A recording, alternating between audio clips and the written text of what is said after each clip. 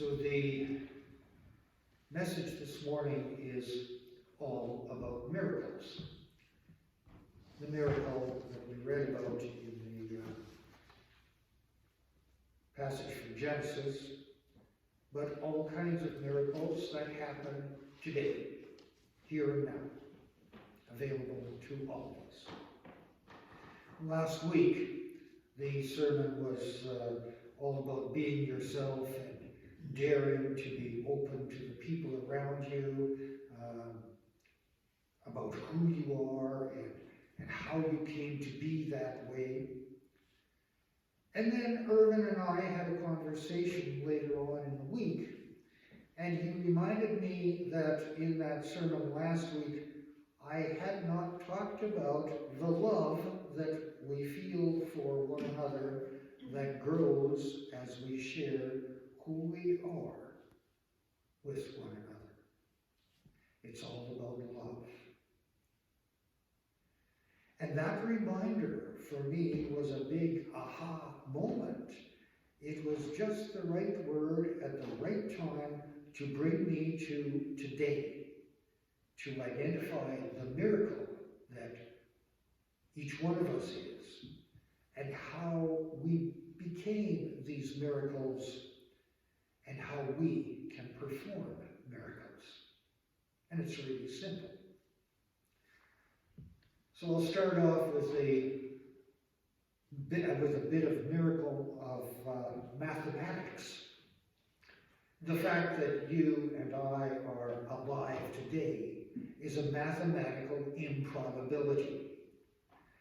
If you count back 5 generations, 2 parents, 4 grandparents, and so on, 5 generations back, 32 people combined to make you, to make each one of us happen. 32 people in 5 generations. In 10 generations, it was 1,024 people who were in the right place at the right time to start the process that became each one of us. In total, in those 10 generations, 2,044 people survived war and famine and disease and plagues and political unrest and moving from one place to another at just the right time to meet just the right person and create the next generation that became us. We are all a mathematical miracle. It's unbelievable. And of course, you and I are also historical and spiritual miracles. You see, for thousands of years from the time of Abraham, the Hebrew people struggled with themselves and with the tribes around them to finally accept that there is just one God, and that bad things happen if they start worshiping idols, false idols, worshiping other gods, whether those gods and idols are statues of snake-headed cats, or in modern times, the idols that are gigantic bank accounts. Bad things happen when we put our faith in false idols. And then the miracle that was Jesus was born. And his teaching brought us to a whole new level of understanding of how miracles work. That miracle teaching is so simple that even I can understand it. I don't always live it, but I can understand it. And that miracle is love. If I act out of love, if my love is an action, then miracles happen. It's really astonishing. If we are love, we make miracles. I could write a whole series of sermons on things like loving the unlovable person, or changing yourself through love, or tough love, but I won't. I'll just keep it simple and short. Love yourself, love your neighbor, love your enemy. Be the love of God that Jesus taught us to be, and miracles will happen. Be that love, express that love, wear it like a lapel pin or a sign. It's a badge of honor to be honored and passed on, and you and I can watch it grow in the people around us. And when it is expressed, when that love is expressed and passed on to other people, it changes people. People change because we love them. It changes the person who receives it, and they know that they are not alone fighting a battle in a hostile universe. They are a part of a community that is God's people.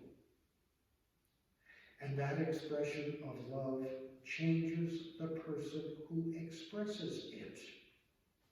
And if we do it often enough, we become different people. If we do it even once, we change. That's the lesson from the vineyard, right? If we work at it even just a little bit, we get the full reward. If you remember, Charles Dickens wrote a very true story in A Christmas Carol, right? It wasn't literally true, but a very true story. And so did Dr. Seuss when he wrote How the Grinch Stole Christmas. He wrote a true story. And if you recall, way back in about grade 7 or 8, I think, we read a story, didn't we, about John Weir Foote, a Presbyterian young minister from Ontario, and what he did at Dieppe and after Dieppe when he went willingly into the prison of war camp with his soldiers so that he could minister to them in captivity out of love. And when I look around this sanctuary this morning, and when I look around this community, and I see the same story being acted out every day, I sometimes have to look for it, but I can see it happening. People loving each other. And that just proves to me that Jesus gave us the secret key to the mystery of miracles, right here, right now, always. And yet that secret key is love. Amen. Now we have a special treat because Bona has prepared a little solo, The Day of Miracles.